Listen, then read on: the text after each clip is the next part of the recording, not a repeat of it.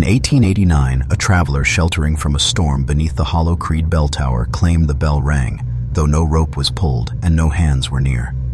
He wrote it in his journal that same night, his ink smudged by dampness and haste. He wrote that the bell pealed just once, a low, fractured toll that sounded as if it rose not from metal, but from beneath the chapel stones. He never returned to the valley, but he left the page behind. The parish claimed it was wind, but no one ever explained why the chapel had been sealed shut with nails from the inside, or why 3 elders, all long past the age of usefulness, remained behind to guard a bell that had not been rung in 50 years. The photograph survives, faded and brittle, its edges curled like parchment too near flame. It shows them standing shoulder to shoulder beneath the crumbling belfry. Their names were inked on the back in careful script: Elder Josiah, Sister Hannett, Brother Rig. None were blood relatives, yet they lived together in silence for nearly 3 decades. Townsfolk said they never slept at the same time, that at least one of them was always awake, watching. The chapel behind them once served as a mission outpost, established by dissenting preachers fleeing inland persecution. But when the bell cracked in the spring of 1831, shortly after a child's coffin was left on the altar steps, the church was deconsecrated without explanation. It was never reopened, and yet the 3 elders were stationed there, decade after decade, like monks assigned to guard a relic too dangerous to move. The bell hangs still, rusted but unfallen, swaying slightly in every photograph. The rope dangles from the tower's mouth like a noose for something larger than a man. And though the chapel door was nailed shut, it was the bell the townspeople feared, not what lay inside. We know little of what they were keeping. But the stories agree on one point. The elders did not guard Hollow Creed. They obeyed it. Subscribe if you believe silence hides the deepest truth. And tell me, what would you do if the bell in your town rang and no one was near the rope? They called it Hollow Creed, not for the valley it overlooked, but for the sound that echoed through it when mist pooled low, a resonance like a chant just out of hearing, like voices practicing a liturgy long abandoned. The name first appeared in a land deed from 1794, decades before the chapel itself was built. Before the settlers arrived, the ground had no designation, just a blank space on the county map. The elders did not speak to outsiders. They lived within a house once intended for a parish caretaker, now blackened with mold and closed shutters. No light showed from within after dusk, save on the night of the 13th moon, when a single candle was seen flickering behind the bell tower's broken slats. Some claim they saw movement on those nights, not just the sway of the bell, but figures within the chapel walls, thin silhouettes, taller than the elders, unmoving. The sheriff of nearby Gwinnett Hollow was sent to investigate after a report of chanting in the fog. He returned alone and pale, muttering only that, "The dead aren't the problem." What struck those who saw the elders was not their silence, but the way they stood, always with their backs to the chapel, never looking at it. Even when they tended the bell's rigging or cleared the overgrowth, they faced the valley as if protecting the land from what was behind them. It was said they each wore an identical symbol beneath their garments, stitched into linen near the heart, a spiral of thorns encircling a black bell. No such order exists in church record. No letters from them survive. Only Sister Hannett's ledger remains, its pages dry and strangely brittle, written in a hand that never changed over the years, as if time passed differently beneath that tower. Inside, she never described her own thoughts, only one repeated line: "We stand so it does not wake." What it was, she never wrote. What lies beneath the sealed chapel floor remains unconfirmed. But if the bell was their warning, then silence was never safety. It was only delay. Few dared approach the bell after sunset. Even animals avoided it. Birds that flew too near its tower were found twisted in the fields, as if dropped mid-flight, their necks snapped not by force, but by refusal. In 1911, a theological archivist named Reverend Alban Ward arrived in Hollow Creed, hoping to chronicle what he called the unspoken cults of the Appalachian Ridge. He was welcomed by no one, given food by no hand. He camped 100 yards from the bell and took notes every morning.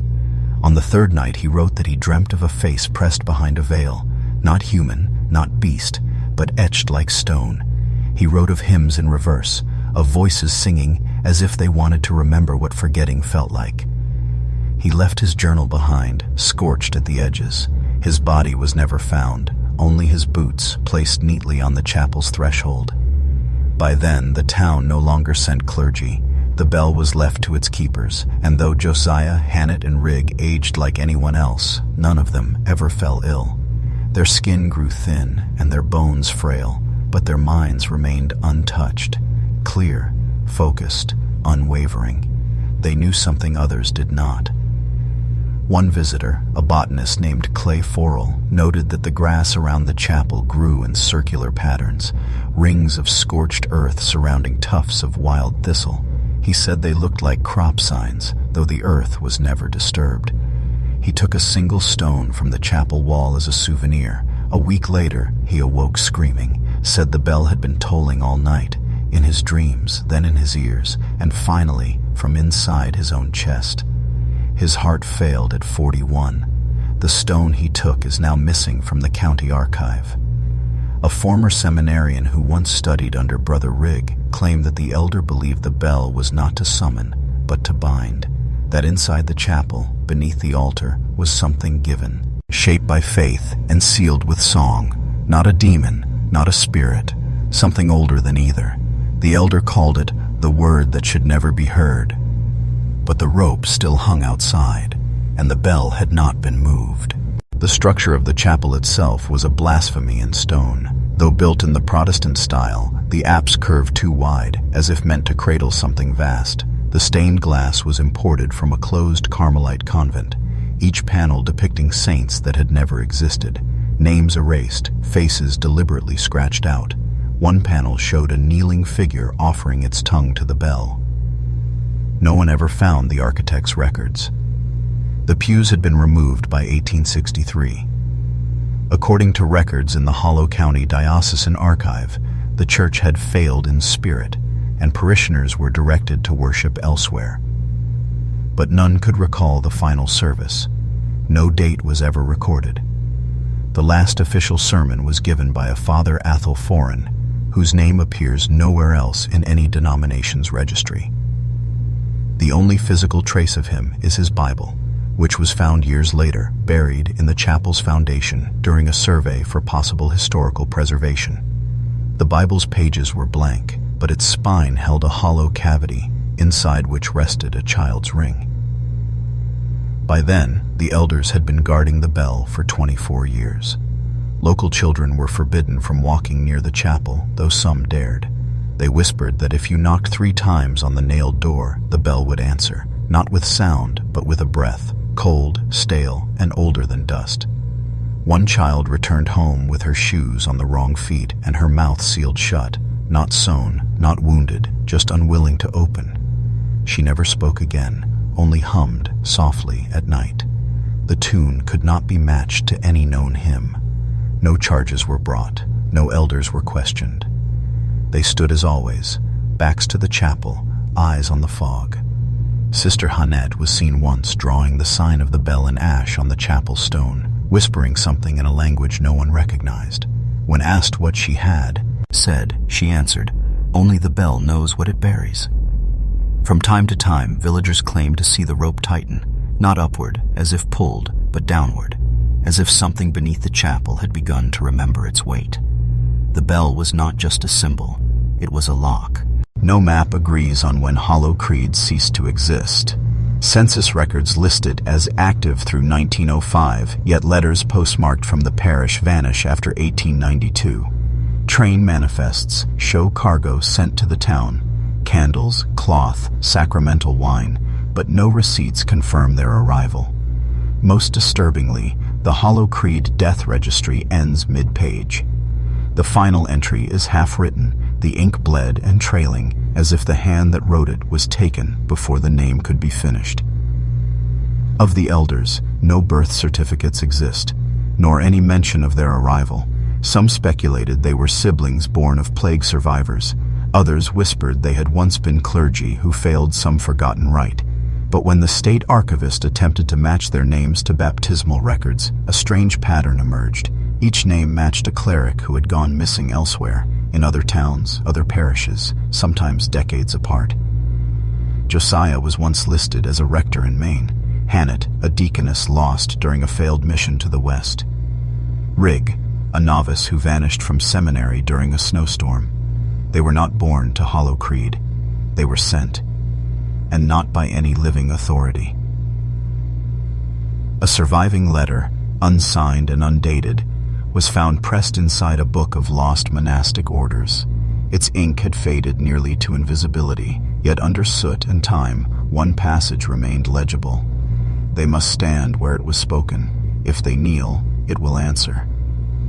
What it refers to is never clarified, nor is the phrase where it was spoken. But some believe the bell marked the place where something sacred was once said, and then reversed. A kind of anti-sermon, a hollow creed. Not a teaching, but a memory that could never be absolved. If so, then the elders were not protectors, they were a penance. And the chapel, not a church, but a tomb of sound. Those who visited the tower later said the silence felt wrong. No, too peaceful, but loaded. Pregnant with pressure, as if every breath taken too close risked waking what slumbered beneath. The door was sealed, but never locked. And some say that even when the bell did not toll, they still heard a hum, low, pulsing, and utterly patient. It had waited before, and it could wait again. The chapel stones began to sink. In 1923, during a rare drought, a traveling mason named Renly Doone was hired to inspect the structure.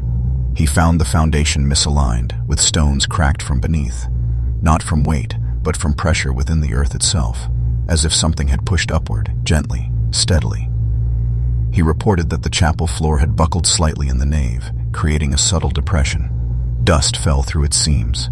The wood, though unrotted, had turned dark as pitch, the grain inked with hairline fissures that traced the shape of vines or veins.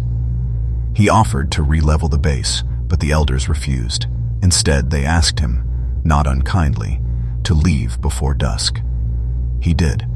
Renly later remarked that the walls echoed when he tapped them, not as if hollow, but layered, like whisper upon whisper, lacquered into stone. He said it reminded him of a cave he'd once been trapped in as a child, where breath felt borrowed and the silence knew your name.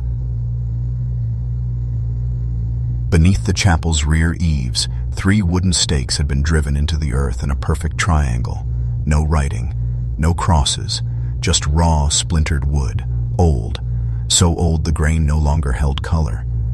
One had cracked down the center, and beneath it, moss grew in a spiral. Villagers began reporting nosebleeds when walking past the chapel, always on the same side, always in the shadow of the bell. Some claimed to dream of long tables beneath the earth, set for a feast that never began. Plates covered in linen, utensils placed for 12. But never food, only silence and the faint sound of dripping water. Local dogs refused to enter the valley after a certain hour. One farmer's hound was found pressed against the chapel door, still breathing, but blind, its eyes wide open, dry. The rope to the bell now hung lower, as if stretched, as if heavier. Sister Hannett was seen that spring staring into the belfry for nearly an hour. Her hands remained clasped, unmoving, but one witness said her lips moved, not in prayer, but in recitation, and the words did not match the book, they matched the wind. The first of the elders to pass was Elder Josiah. It was not announced. It was not mourned. One morning in 1926, the villagers noticed that only 2 figures stood beneath the bell tower. The hunched form with the crooked cane was gone. They waited for a funeral, but none came. Instead, the door to the chapel, still nailed, still sealed, had a small offering placed before it. A strip of gray wool, twisted into a knot, lay beside a glass vial of ash. No cross, no words. That night, the bell moved. Not a toll, not a ring, but a shiver. Witnesses claimed the rope lifted, as if drawn by a slow, uncertain breath. then fell limp again. The remaining 2 elders did not speak, did not explain. They resumed their positions beneath the tower and began to take shifts. Where once the 3 stood together, now only one stood at a time, always facing the valley, always away from the chapel door. It was as though Josiah had not died, but been absorbed, his post requiring someone to remain, someone to carry the gaze. The others waited behind, unseen. It became clear they were not guarding the chapel in unison. They were rotating, because none could guard it alone for long. In the following weeks, wild vines began to grow along the chapel wall. With thorns not natural to the region, they bled a black sap when clipped, and always, beneath them, grew moss in concentric rings. 1 ring for each week Josiah had been absent. Sister Hannah was seen once weeping, not openly, but still. She pressed her hand to the chapel stone and mouthed something soundless. A villager who saw her claimed it was a goodbye, but not to Josiah, to herself. By midsummer, her face had grown pale. Her voice was no longer heard in the village path, and Brother Riggs stood alone beneath the bell, eyes closed, as if listening not to the air, but to what lay beneath. The bell had not rung, but something beneath the chapel had begun to echo, and it no longer sounded like silence. Sister Hannah vanished in the winter of 1926. No burial, no notice. Just the sound of footfalls heard on frost-laced stone one final time before morning revealed only Rig beneath the bell. A villager reported seeing her hours before, walking the chapel's perimeter with a cloth bundle pressed to her chest. She stopped 3 times, once near the roped post, once beside the chapel door, and once beneath the belfry.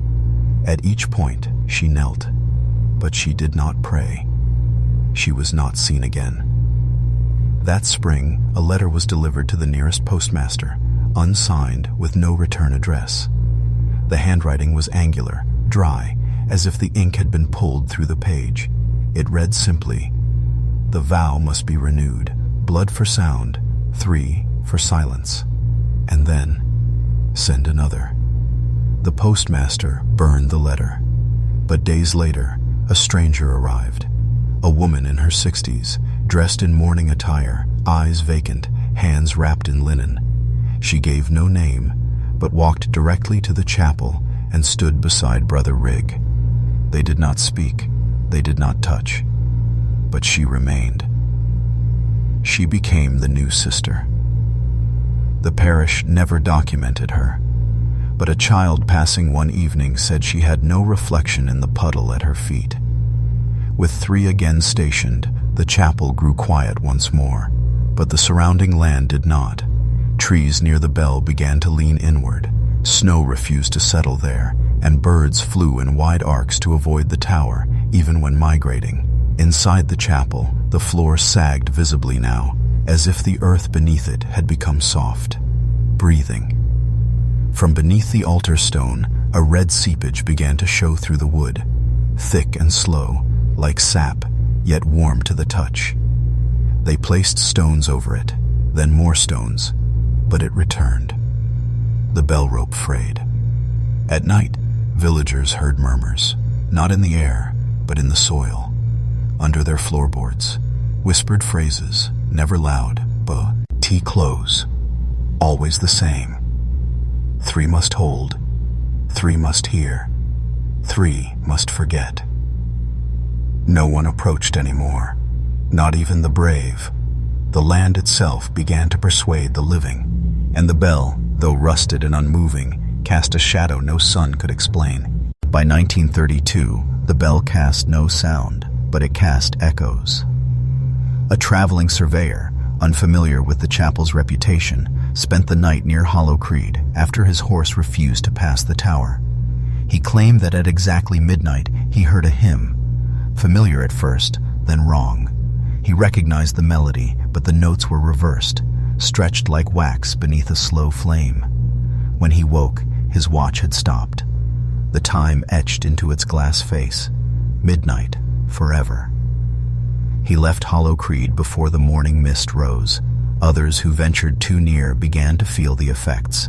The simplest tasks, Counting, praying, even remembering names became difficult near the chapel. Thought unraveled, words repeated. One woman found herself reciting the same prayer for over 3 hours without realizing it. And always, the bell remained still. Yet its presence felt heavier than ever. A child walking past was heard saying, "The bell is dreaming." She could not recall it afterward, nor did her parents know where she had heard the phrase. Dreams became more common. Accounts told of staircases spiraling beneath the chapel, of stone halls where candles burned with no flame, where portraits wept bloodless tears and the walls were warm to the touch. Some said the dreams weren't dreams at all, but invitations. Those who stayed too long began to forget that the chapel had ever been sealed. They described it open, filled with pews, choirs, a sermon in progress. But when questioned further, they would always hesitate at the same point. When asked who was preaching, they grew silent, then fearful, then they wept. It became clear the chapel did not exist entirely in this world anymore, or perhaps it never had. It had become something between, held in place only by the 3 elders who stood against it, or with it. Time lost its hold there. Grass never died, snow never stayed. Even the stone begged and to resist aging, warm to the touch, as if retaining memory. And beneath it all, the bell remained silent. But only because it was listening. Brother Rig was the last to speak. It was not a sermon, not a warning, just a phrase, spoken to a child who wandered too close and asked why he stood alone. Rig knelt beside her and whispered, "Because memory is louder than sound." She fled and never returned. After that, no words left his mouth, not in greeting, not in prayer. He simply stood beneath the bell each day, hands clasped, eyes fixed to the valley. His body thinned, his robes darkened, his hair grayed to dust, and still he stood. The woman who had replaced Sister Hannett, now known only as the mourner, took her place beside him at dawn and dusk. She never moved between, she never sat. The 3rd keeper came later, not old, not young, not male or female, just cloaked in faded linen, eyes hidden, skin pale as chalk. They arrived during a thunderless storm, when fog filled the valley and no bird sang. With 3 again, the rituals resumed. Triangular patterns were seen in the soil again, outlined with crushed bone. The chapel stones began to hum once more at dusk, faint, just enough to unsettle the teeth. The bell rope twitched once every 7th night, always just after the moon turned, and a mark appeared on the chapel door, burned into the wood, a spiral encircling a bell. It was not carved. It was as if the door had exhaled and left breath behind. The phrase returned in whispers. 3 must hold, 3 must forget. No one from the town dared record the events. All that remains are scattered reports, often anonymous, often unfinished. A child's drawing, a scrawled hymn with no melody, a torn photograph with the bell no longer visible in the belfry, though the rope remained. It is said that what the elders guarded was not inside the chapel, but outside. That the chapel was not a seal, but a lure, a place for what once stirred beneath the altar to remember what form it wore when called. And if the bell tolls again, it will not be to summon, it will be to remind. It began with echoes that did not belong, not from the bell, but around it, as though hollow creed had been folded in on itself, and memory no longer held shape. A farmer driving past heard his own footsteps behind him, though he had not walked. A widow swore she heard her late husband's voice calling her from the chapel door, uttering her name with reverence and hunger. Each event occurred at dusk, just as the last light struck the bell rope. The elders remained unmoving, but they now wore additional wrappings on their wrists, cloth soaked in ash, tightly wound, concealing something beneath. From afar, the cloth looked damp, always damp. One night, a group of 3 boys dared each other to run to the chapel and touch the door. Only one returned. He could not speak, not because he was wounded, but because he refused to open his mouth. Inside, a shape had looked back. He drew it later in coal, a towering silhouette, formless except for a hollow where the mouth should be. In the hollow, a bell hung by veins. The drawing was destroyed by his mother, but the boy traced it again in dirt every morning for a month, always the same, until one day he simply stopped. When asked why, he said, "It finished telling me the rest."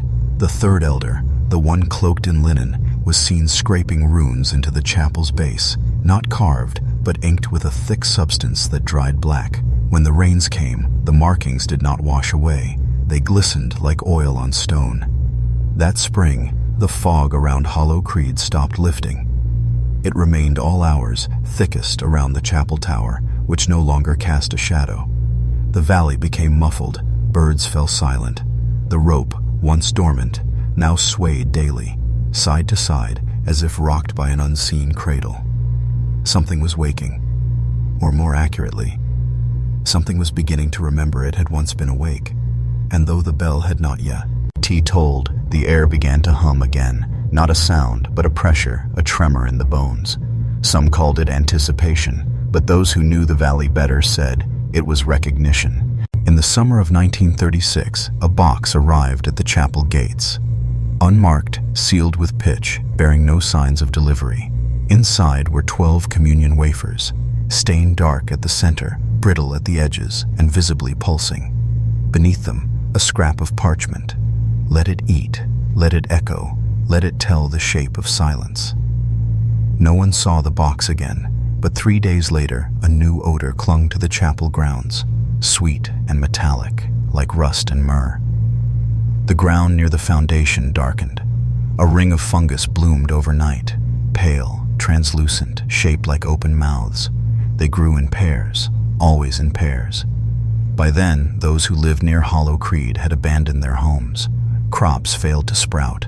Milk curdled in its pail. Tools rusted overnight. A dog was found kneeling, not lying, but kneeling, before the chapel, as if waiting to confess. Inside the chapel, faint movement was observed through the cracks in the nailed door, not walking, not shifting, just the sway of something tall, responding to the rope above. The 3 elders changed places now, not by time, but by weight.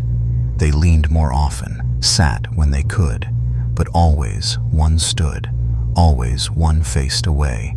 Their eyes grew cloudy, but never lost focus. They did not age. They faded. The chapel's stained glass windows began to warp, colors bleeding as if weeping from the lead lines. One figure's face reappeared after decades of scarring. A woman's visage, open-mouthed, eyes rolled upward. Beneath her, the symbol of the spiral bell. When catalogued by a visiting folklorist, he made a note in the margin. Not a saint, a witness. He never published the findings. The rope no longer just swayed, it twitched, once every 13 minutes precisely. With each movement, a creak rose from the tower, not of wood, but of breath through wet stone. The rope was no longer a restraint. It was a tether, and it now pulled back. The boy who once drew the bell returned to Hollow Creed 17 years later. His hair had whitened early. His eyes no longer focused. He carried no belongings, just a book with no title, filled with words that shifted when read aloud. He did not speak. He walked directly to the bell tower and stood before the rope. The 3 elders did not move. He stood for 9 hours.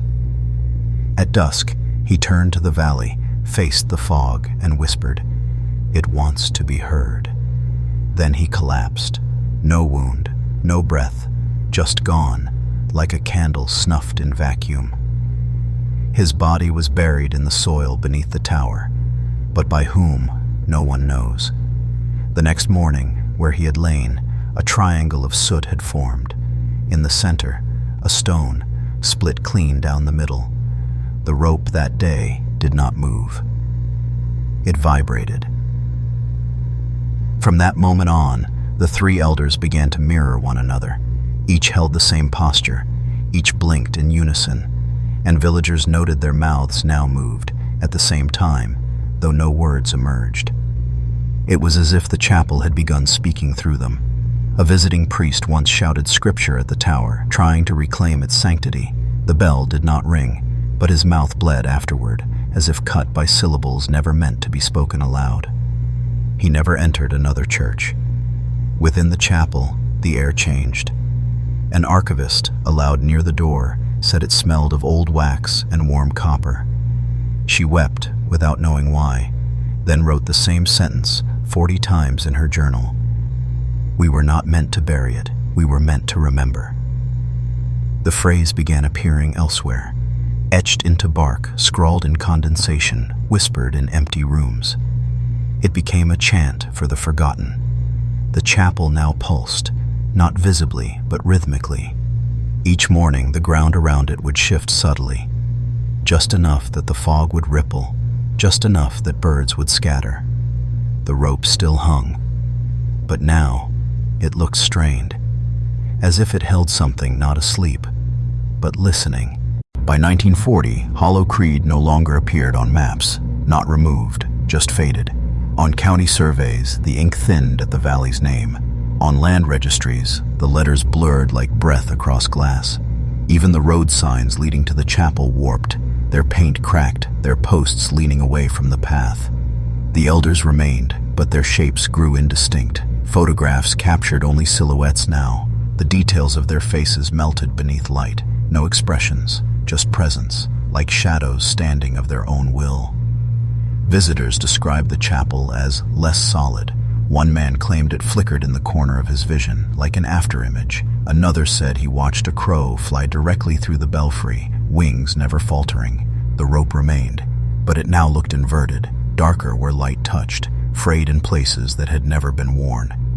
A geologist who came to study the sinkage near the chapel reported that his compass spun wildly near the tower, as if the land itself had no true direction. Beneath the foundation, his ground-penetrating tools failed, not from interference, but absence, as though nothing were there at all.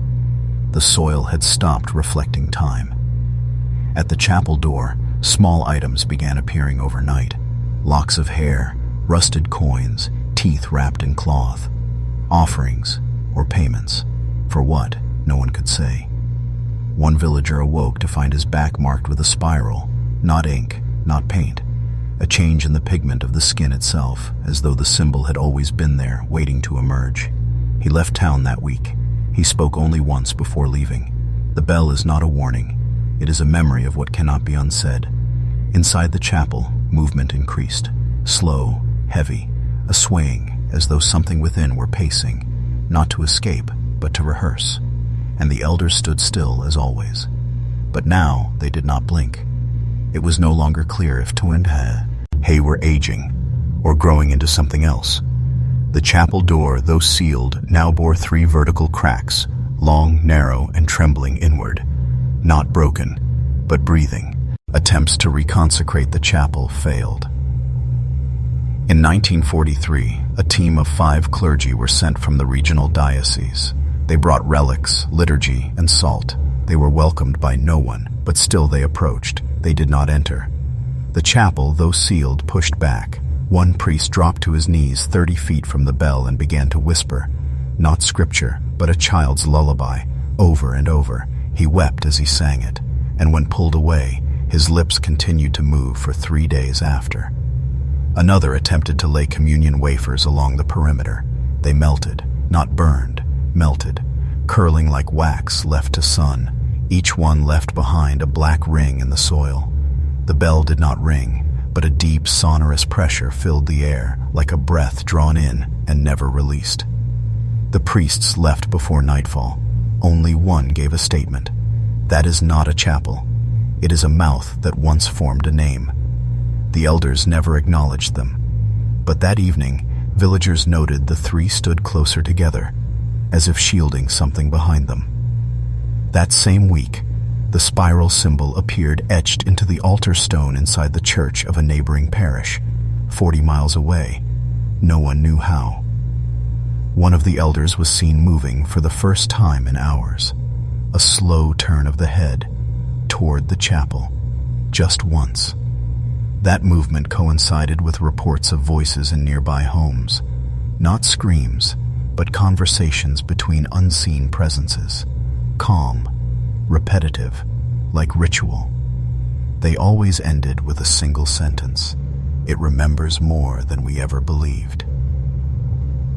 The soil near the chapel grew warm. The spiral thorns that had once been rare now grew daily, fast. Their sap began to stain the foundation, tracing veins along the stones like a spreading scripture. One child compared it to bleeding letters. He was not wrong. The bell, once still, now pulled against its rope every night at midnight, not a full toll, just a yearning. Something forgotten was remembering itself, in pieces, in symbols, in silence. And the rope was thinning. By 1946, no one who lived near Hollow Creed heard birdsong, not because the birds were gone, but because the bell's breath had begun to swallow all higher sounds. Even in daylight, the valley carried only the low hum of waiting, as if the wind itself were holding its tongue. The elders no longer left the tower. They did not eat, did not sleep. No one saw them move, yet they never fell. One by one, their shadows disappeared, though the sun still shone. Each of them now bore the spiral mark on their palms, raw and bleeding slowly, endlessly.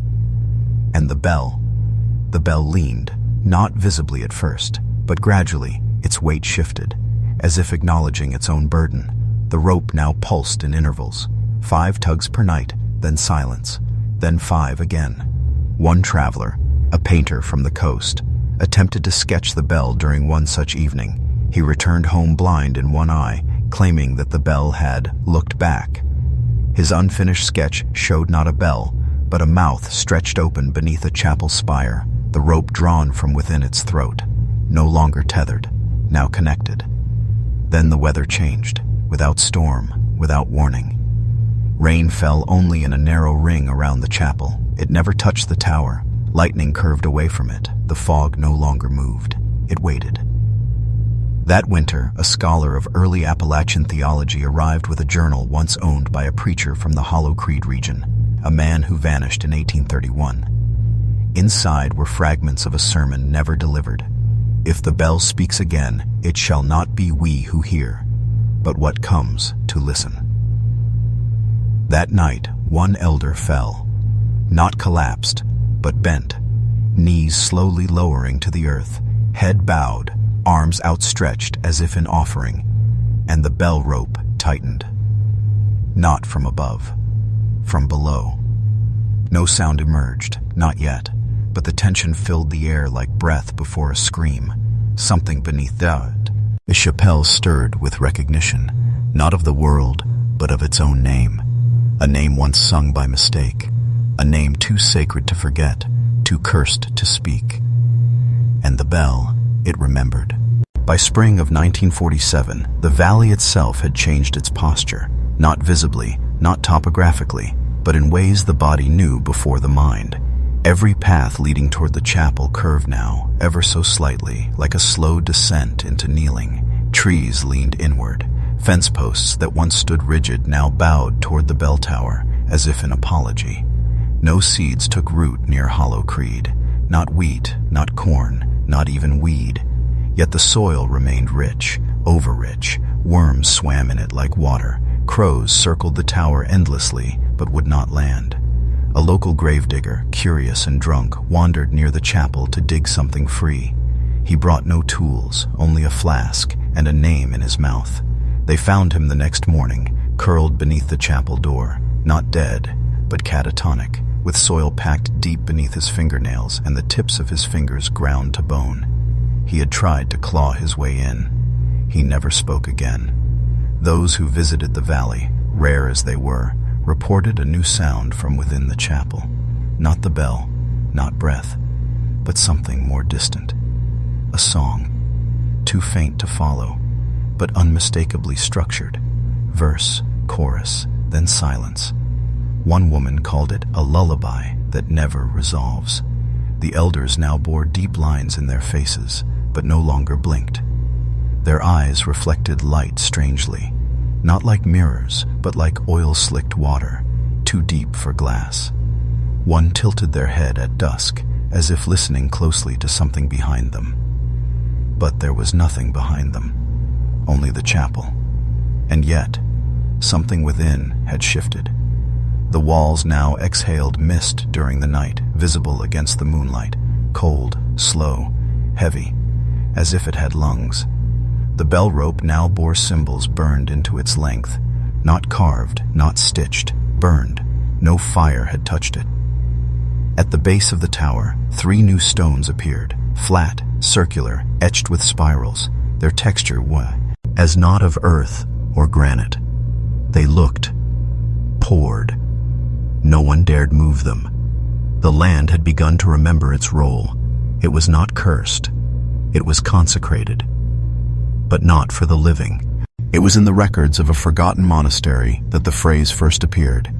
When the bell tolls without hands, the word will wear its first face. The line was found scrawled in the margins of a 14th century sermon, long thought apocryphal. Scholars dismissed it, but to those who had seen Hollow Creed, it explained what words could not. This was no haunting, it was no possession. It was worship in reverse. What lay beneath the chapel was not a demon, not a saint, but a memory made incarnate, bound not by chains or faith, but liturgy inverted. A creed spoken backward, a hymn sung in a key the soul cannot bear, and the bell, long silent, was its mouthpiece. The elders were no longer recognizable. Their features had slackened, as if no longer needing form. Their skin paled to marble. Their mouths remained slightly parted, not breathing, not speaking, just open, waiting. One child, who glimpsed them from afar, said they looked like statues left out in rain, familiar but wrong. Inside the chapel, the stained glass no longer held shape. The colors had melted into new forms. A bell suspended above the world, ropes trailing downward into the eyes of human figures, all kneeling. The floor of the chapel began to hum. Those who pressed their ear to the earth said they could hear something, not movement, but laughter.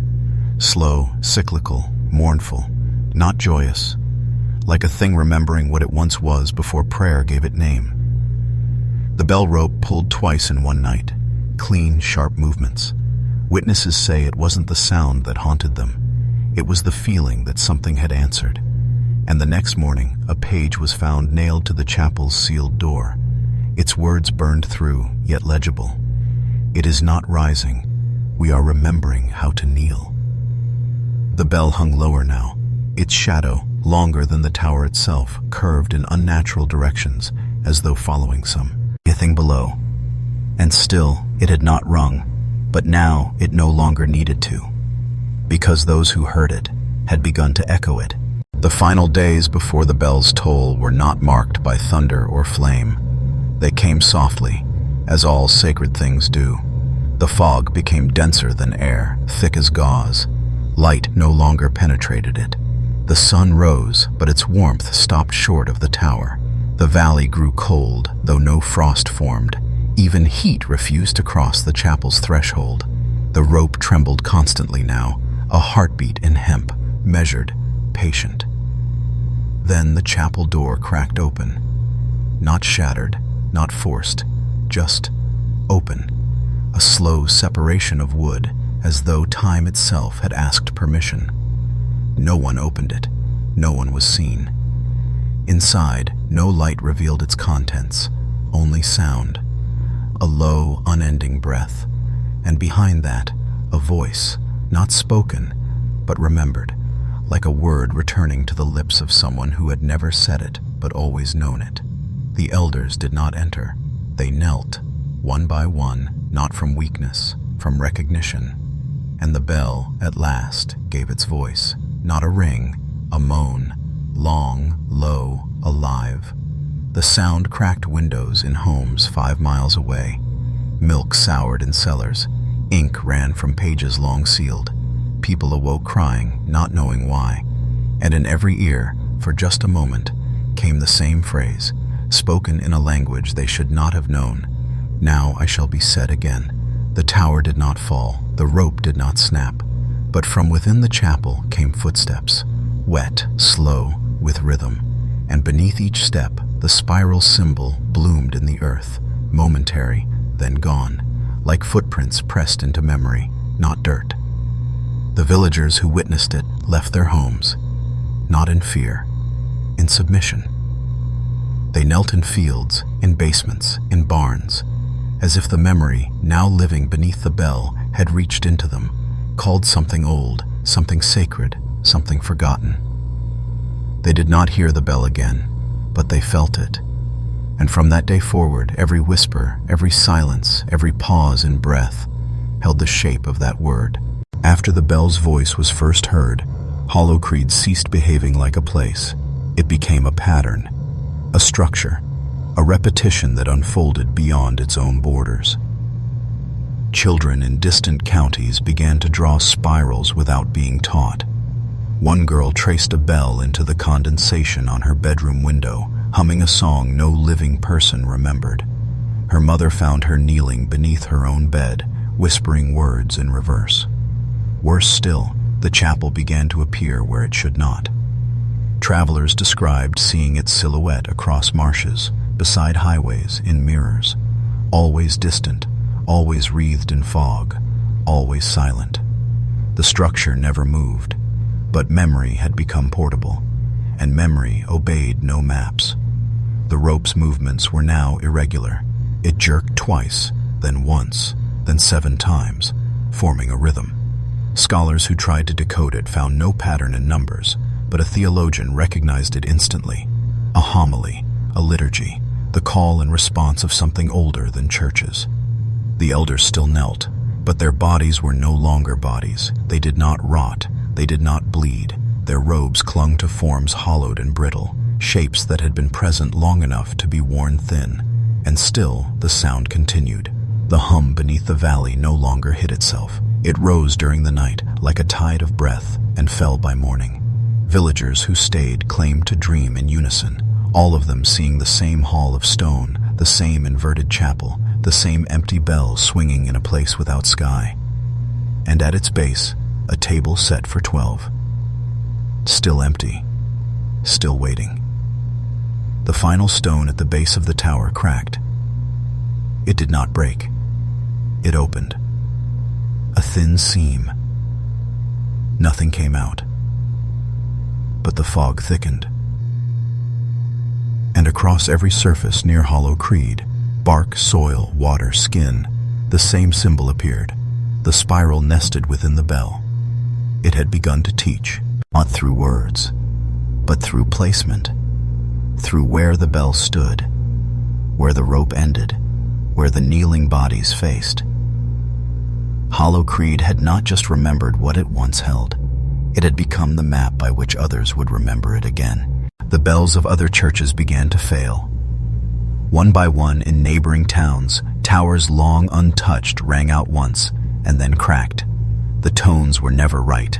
Flat, off-tempo, sour. As if the bell had attempted to speak a word it had long forgotten how to form. No one could repair them.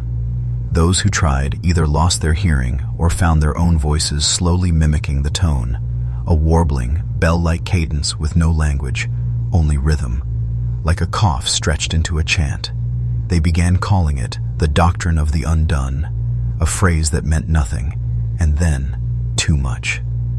Sermons grew shorter, congregations thinned, priests, without reason, forgot verses.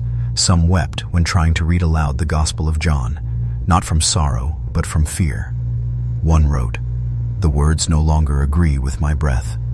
In Hollow Creed, the tower now leaned, not in structure, in presence. It felt angled, as if the weight of its memory had become lopsided. Those who approached it began walking sideways without realizing it, drawn into spirals their feet couldn't resist. The earth now bore the mark. At least 6 spiral bell formations were found etched into dry riverbeds, granite outcrops, even livestock hides. They formed overnight, always near the hour the rope pulled itself, and beneath it all, the sound continued, not louder, more clear, a rhythm in the lungs, in the marrow, in the stillness between heartbeats. A pastor's last written words before leaving his post. It is not a god, It is the first word spoken wrongly, and we have echoed it with every prayer since. Some believed Hollow Creed was becoming holy. Others believed it had always been the grave of holiness. But none denied that the rope was now stretched taut, that the bell leaned lower each dusk, and that beneath it, the last elder had begun to dissolve, not die, not decay, dissolve, as if the shape of his faith had been too rigid and the truth beneath it had begun to melt him down to something more ancient. And now the chapel whispered with its own walls, and what stirred inside no longer waited to be summoned. It happened in August of 1949. At 3:03 a.m. the bell rang, only once. But it was not heard by the ears alone. People as far as 30 miles away awoke with bleeding noses, fists clenched, eyes wide. Infants screamed with no air in their lungs. Dogs cowered behind walls. Birds fell from the sky in mid-flight, wings locked in unnatural positions. And in every home, those who had ever dreamed of Hollow Creed, even once, began to speak in their sleep. One phrase, over and over. I remember the shape of silence. The chapel door, long open, no longer led anywhere visible. Those who looked through it described only light, pale, steady, like dawn seen from underwater. It illuminated nothing. It revealed only itself, but standing in that light made some fall to their knees. Others turned away with eyes wide and mouths shut. They could not speak of what they saw, only what they felt. The bell had called them, not to judgment, to join its memory. The rope now trailed fully into the chapel floor, its end lost in the stone. It pulsed in time with no heartbeat, only an idea, slow, certain, pulsing not to stay alive, but to keep something else remembered. From that day on, Hollow Creed was no longer a place. It was a memory anyone could inherit. It was whispered in the gaps between notes of forgotten hymns. It was traced in the way candlelight moved across cracked altars. It lived inside the moments when prayer falters, when the mouth moves, but the meaning slips away. And the bell waited. Because once heard, it never truly leaves the ear. It lingers in stairwells, in church halls left cold, in children's toys that move without sound. It hums when you forget something important. It sighs when you kneel too long and don't remember why. It does not need to toll again. It has been echoed, and the spiral symbol appears now not only in stone and soil, but in dreams. When by hands that never held chalk, inked on paper no one remembers touching, and always, always below it, the faintest outline of a bell, waiting to be spoken once more. In the years that followed the toll, Hollow Creed was no longer mentioned in regional histories. Not removed, simply absent. Census records listed no structures where the chapel had stood. Maps revised themselves without correction. Even those born in the valley began to forget its shape, its layout, its name, even the direction it had faced. One woman, born on a farm 3 miles east of the chapel, stood before her childhood home and wept, not from grief, from unfamiliarity. The land had been rearranged, but not by force, by forgetting, because the bell did not destroy, it unwrote. Where once there had been a rope, taut, trembling, alive, there was now a length of mist suspended between ground and air. It did not move with wind. It was not affected by touch, but it remained visible to those who had heard the toll. To them, it looked like memories straining to take shape. The chapel itself had changed too. No longer stone, no longer wood. It now resembled what had always been feared, a threshold, not into death, but into recognition. One former priest, driven mad by a dream in which he swallowed the bell whole, returned to Hollow Creed in 1950 and tried to kneel at the threshold. He found no ground beneath his knees. He was not seen again. Only his collar was found, draped over the rope, scorched at the edges.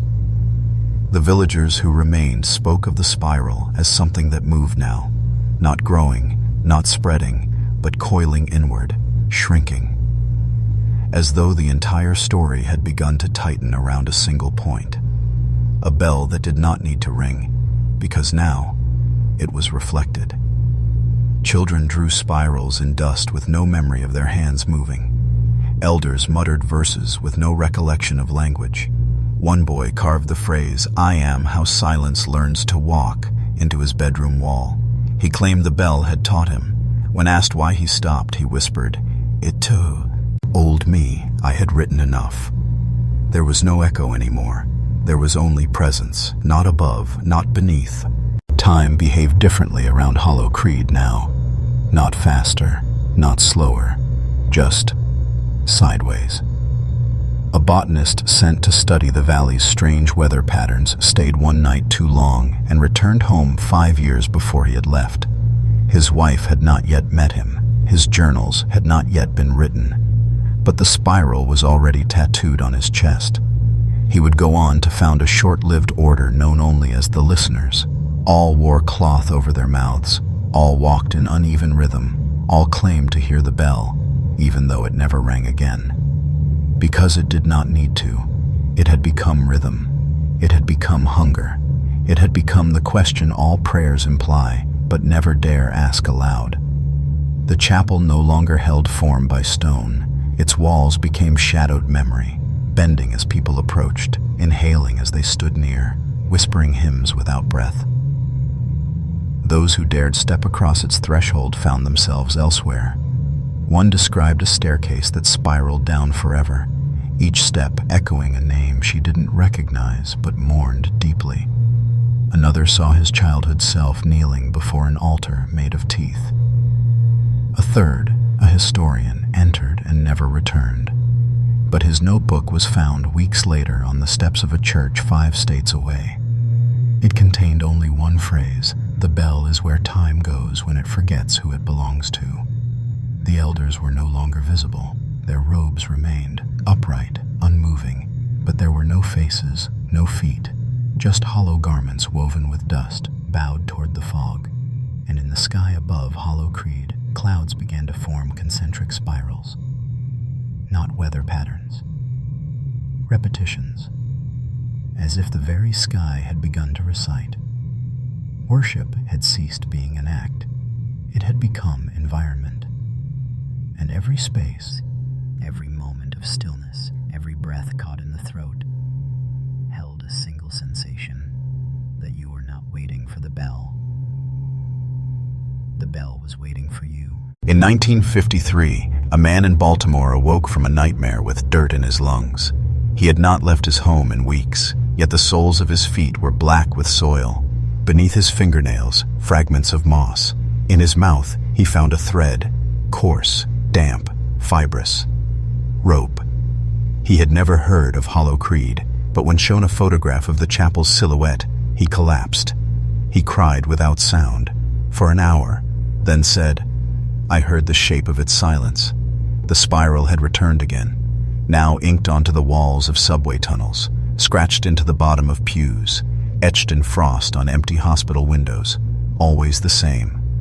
A bell, coiled inward, rope vanishing into earth, and those who encountered it began to speak differently, slower, with pauses in odd places, as if waiting for something else to finish their sentences. They didn't remember doing it, but those around them noticed. A woman began humming to her newborn in reverse melody. A vagrant traced the air with his hands and muttered, "It's not gone, it's resting its tongue." Priests began reporting dreams in which the bell tolled, not aloud, but inside their bones. The toll was not a call, it was a knowing, a total understanding that the bell had never been an object, it had always been an event. Something remembered into being, a liturgy of absence, a gospel of what should not be heard, the first utterance that left no sound but still carved meaning into flesh, and Hollow Creed was merely its earliest cathedral. Those who had resisted speaking of it began to weep at the sight of its silhouette, even in dreams. Others who had denied its toll now felt echoes in their homes. Chairs shifted, doors pulsed with pressure, Dust formed circles on untouched floors, each spiral tightening, each silence thickening, each breath rehearsing, because the bell no longer needed worshippers, it needed remembrance.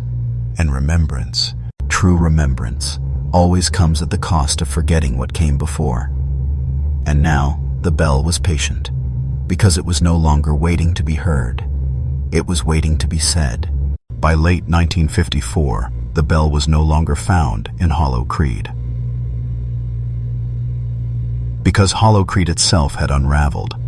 Not physically, the chapel tower still stood, but it no longer existed in one place. It had become translocative, shifting between memory, architecture, and breath. It was glimpsed across the world now, in the reflection of unfilled baptismal fonts, in the echo of stone crypts, in the pause between knock and answer on a church door left unopened. And with each glimpse came the spiral. Burned into wooden pews, carved behind mirrors, etched into the grain of a family heirloom no one remembered owning. It began appearing beneath the skin. Doctors reported inexplicable dermal patterns, tight, curling spirals beneath layers of tissue visible only under a specific spectrum of light. Most patients reported hearing a humming before sleep, but no one believed them, until one girl hummed it aloud. It matched the rope's original pull pattern. The bell was writing now, not with ink, with proximity. It had become the psalm that did not require hearing to be sung, only presence to be known, and the elders were no longer mentioned. No one remembered when they vanished, only that their robes remained, standing, suspended in windless air, their bones never found, because they had become format, a liturgical shape for something else to wear. One night, a group of scholars attempted to unring the bell. Their ritual involved reversal of tones, salt, and fire. What they produced was silence, but not absence. The silence hummed. It left all 5 men unable to speak for the rest of their lives, not from trauma, not from pain. Their tongues simply refused, because the bell had been spoken again, and the spiral deepened. People began to see it when they closed their eyes. One pastor described it as a tunnel that doesn't lead anywhere, only in. He begged to be buried upside down. He was. It changed nothing, because the bell had no direction now, only depth. And what lay at the center was not a god, not a curse, but the word that undoes all others, spoken once by accident, preserved in silence, now ready to be echoed again. The final stage of the bell's becoming began in the breath, not of the living, but of spaces. Cathedrals began to shift in temperature with no source. Ancient tombs whispered unintelligible syllables in repeating sequences. Monks in isolation chanted patterns they did not recognize. Their chants matched the vibration once found in Hollow Creed's rope, down to the second. One child was born with a spiral etched across his back, perfectly centered. He never cried. His mother claimed he listens without needing to hear. By 1956, no clergy would speak the name Hollow Creed aloud. Some claimed it was superstition. Others claimed they could not pronounce it, that their mouths would not shape the syllables correctly, that the moment they tried, the room would hold its breath and the walls would seem to lean inward. Instead, they referred to it as the gap, a space not meant to be crossed, a memory with mass, a psalm that carried weight without sound, and the bell now echoed in objects. People began hearing it in stairwells, inside jars, inside the static between radio stations. A man heard it while striking a match. A child heard it while chewing bread. But it was never the same. Each echo bore a different sentence, not in words, in emotion, despair, revelation, yearning, hunger, collapse, and always, something beneath those feelings.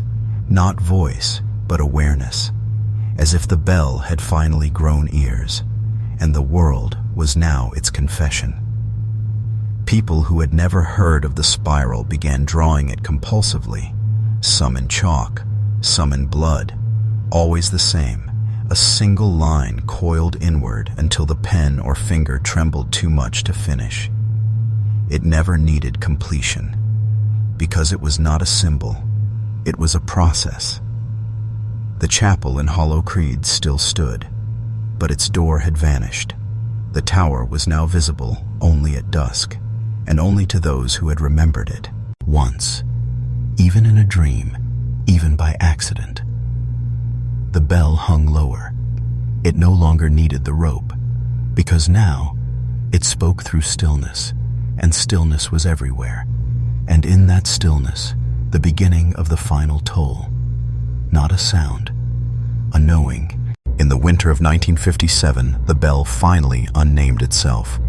There was no ceremony, only a ripple, not in sound, but in memory. Those who had studied it forgot why. Those who had feared it stopped speaking. Those who had loved it, and there were some, vanished from their homes, leaving only spirals drawn in fogged windows and hymnals rearranged into silence. One woman disappeared mid-sermon, her robes collapsing onto the pulpit, her voice still echoing for minutes after. No one remembered her name, but the bell had known it, because names are only temporary holdings for what we pretend cannot echo, and the bell was never a tool. It was a witness, a vessel for that which cannot remain unspoken, the word that undoes sanctity, that unwrites memory, that devours language. And now, it had rung in reverse. Not appeal, a withdrawal. Everything it had once been tied to, the rope, the tower, the stones, the elders, faded, slowly, reverently, as if being lifted back into something older than time. Only the fog remained, and even that now had pattern, not in shape, but in behavior. It obeyed the spiral, it gathered in loops, it hissed in cadence, and if you stood long enough in Hollow Creed's shadow, you could feel it pressing in, not to harm, but to receive. Because now, the bell does not call. It waits. And every silence is its vestibule. Every breath held too long is a door. Every time you forget a name, or lose a word mid-sentence, or feel the dread of something standing just outside memory's reach, that is the bell. It never needed to ring again, because you heard it once, in a place you cannot name, at a time you cannot trace, and it has followed you ever since, in inkless dreams, in paused prayers, in dust-laced corners of every house that remembers being sacred. The bell did not speak to end the world, only to remind it, you were never meant to forget me. In 1961, a man named Elias Braun claimed to be the last living person who had touched the bell. He said nothing publicly, only to a single archivist at a Jesuit retreat in the Catskills, where he had arrived uninvited, pale and barefoot, carrying a photograph burned halfway through. The old image of the Hollow Creed Chapel with the three elders beneath the bell. But in this version, the bell was missing. Only the rope remained, and the shadows beneath the tower did not match the figures above them. He whispered, "It heard its own name, and it wept, but not for us. We are not what it remembers." Elias spoke of walking through Hollow Creed one final time, or what was left of it. He described the absence like a weather pattern, streets that couldn't be stepped on, houses that flickered, a tower that no longer reflected in puddles. He saw the robes of the elders, still upright, now covered in ash, not soot. Ash, white and soft, as if something had burned without flame. He reached out to the rope, now half sunk into the chapel's stone. Said he didn't pull it. He only touched it. And in that moment, he felt all memory condense into a single vibration. Not a tone, but a recognition. A sense that everything ever spoken had been layered upon a single buried word. The bell was that word, before vowels, before consonants, before meaning, and then silence, but not absence. It wasn't that the bell had stopped ringing, Elias said. It's that I finally stopped mistaking my own thoughts for my own. They kept him one night at the retreat. By morning, he was gone. In his place, a spiral drawn into the ash of the fireplace, and beside it, a page torn from an unknown hymnal. When you kneel with no prayer in your mouth, the bell will know you have heard it. That was the last mention of Hollow Creed in any record, but some say the bell still echoes in the silence between stone, mass, and others say it never echoed at all. It simply waited for you to stop pretending it was never yours. This is not a story with an end, because the bell was never a story. It was a listener, and it still is. Even now, in the dust of abandoned church attics, in the grain of old pews, in the way certain staircases creak when no one is walking, the spiral forms again, quiet, patient, not to curse, to remember. Because the bell was not born of stone or bronze. It was born of the moment the first voice cracked under doubt, the instant when belief became repetition, and when prayer forgot who it was meant for. That fracture became a shape, that shape became a sound, and that sound became a hunger to be echoed. And now it no longer needs Hollow Creed, because the chapel was never its home, only its first translation. Every chapel that goes silent for too long becomes a bell. Every hymn that ends without closure becomes a rope. Every heart that beats through grief becomes a spiral.